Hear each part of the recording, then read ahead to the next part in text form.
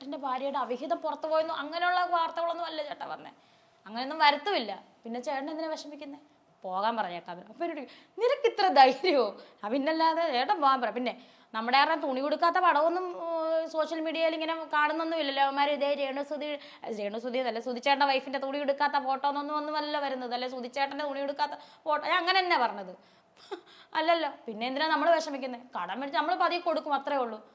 അതിൻ്റെ പേരിൽ ഇത്ര ഹറാസ്മെന്റ്. ചേട്ടൻ പോകാൻ പറ, ചേട്ടൻ മൈൻഡ് ചെയ്യണമെന്ന് പറയാം. അങ്ങനെ പോയി പിന്നെ അതങ്ങ് എല്ലാം ഈ പടക്കം ഇങ്ങനെ പൊട്ടിട്ട് ഇങ്ങനെ തണുക്കുന്ന പോലെ അങ്ങ് തണുത്തെടുത്തെടുത്ത് അതും പണി കൊടുത്തതാണ് ആൾക്കിട്ട്. വെറുതെ പറയുന്നതാ? വെറുതെ പറയുന്നല്ലടാ. അത് സംഭവം എന്താ വെച്ചാൽ ഒരു ഫാൻസ് അസോസിയേഷൻ തുടങ്ങിയായിരുന്നു ആ സമയത്ത്. സുചേട്ടൻ്റെ കുറേ ആൾക്കാരൊക്കെ ഉള്ളൊരു ഫാൻസ് അസോസിയേഷൻ. അന്നേ ഞാൻ പറഞ്ഞു ചേട്ടാ വേണ്ട എന്തിന്. ചേട്ടൻ പറഞ്ഞു ഇല്ല പോട്ടോ അവര് എല്ലാം ഉണ്ട്. ഈ ആളെല്ലാവരും വിശ്വസിക്കും. ആളുടെ കാറിനകത്തുനിന്ന് കുറച്ച് കൂടെ ഉള്ളവർ തന്നെ കൂടെ പറ്റിച്ചേർന്ന് പണി കൊടുക്കാൻ വേണ്ടി തന്നെ 3-4 ചെക്ക് എടുത്ത് ആളെ ഒപ്പിട്ട് കീഴ് വെക്കുമായിരിക്കും. Check case പ്രതിയാക്കി.